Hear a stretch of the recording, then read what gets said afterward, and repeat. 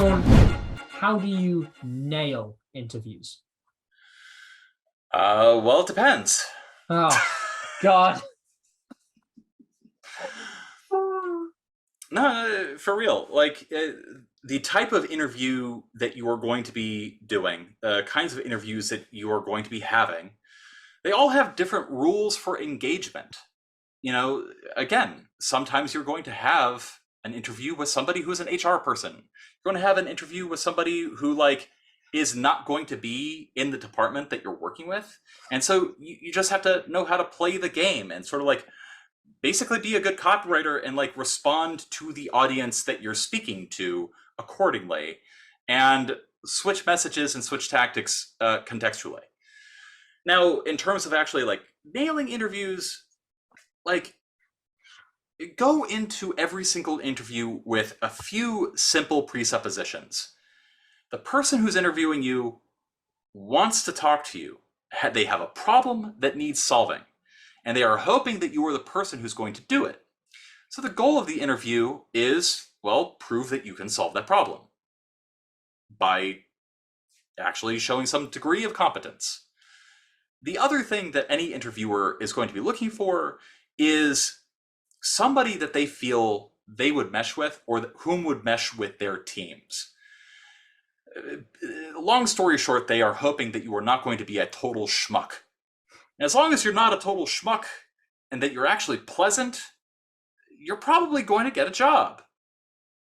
Another way to nail interviews. I guess a really good one would be to actually engage and talk with the person as though they were a person, and ask them questions too, because they're not the only ones interviewing you. You are also interviewing them. You want to make sure that their job, the thing that you're applying for, the thing that you're trying to get, is going to be a good fit for what you're doing.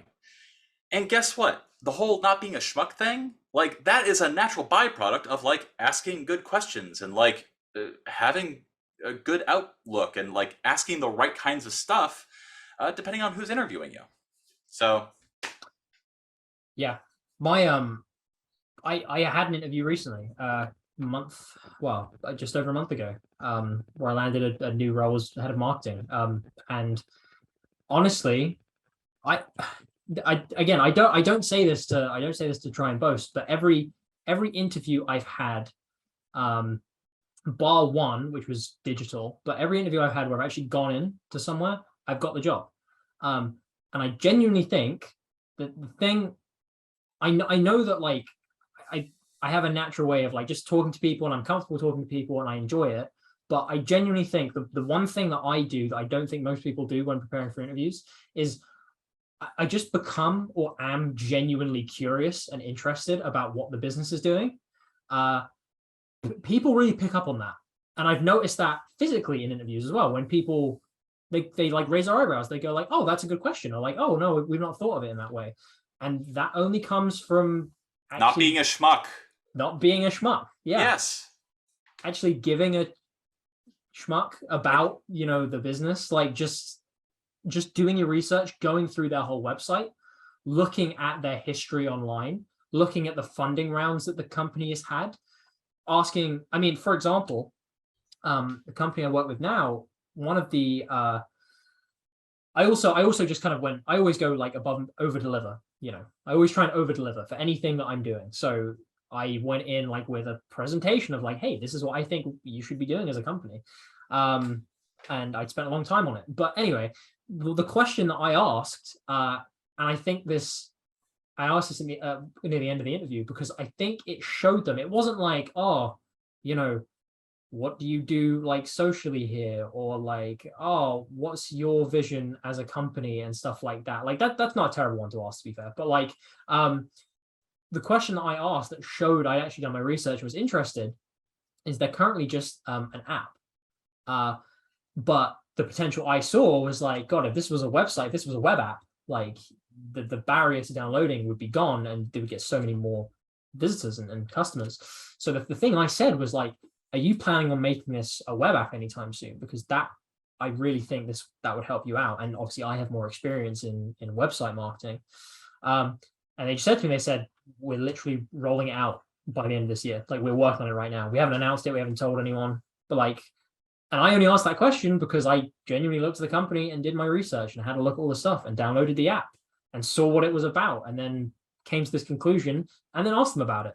And they could tell no one else had asked that question because I actually cared about where the business was going and what the future was. So just be curious. So let's wrap this up. I'm going to ask you the last question, the last beginner-ish question,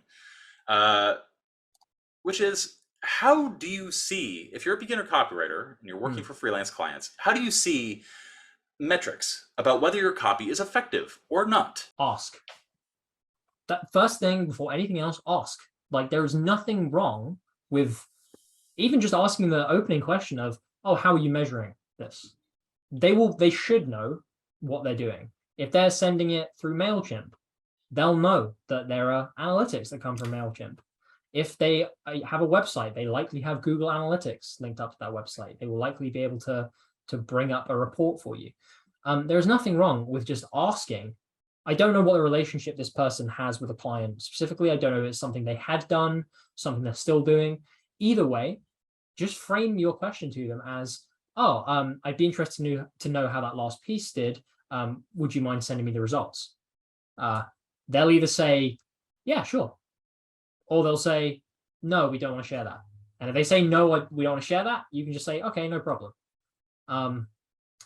That's the easiest way. If you want to talk about kind of secondary ways to tell if something is doing well, then you can, if you did something for a company and they're still running it, they're still running the ads you wrote for them, it's likely it was good.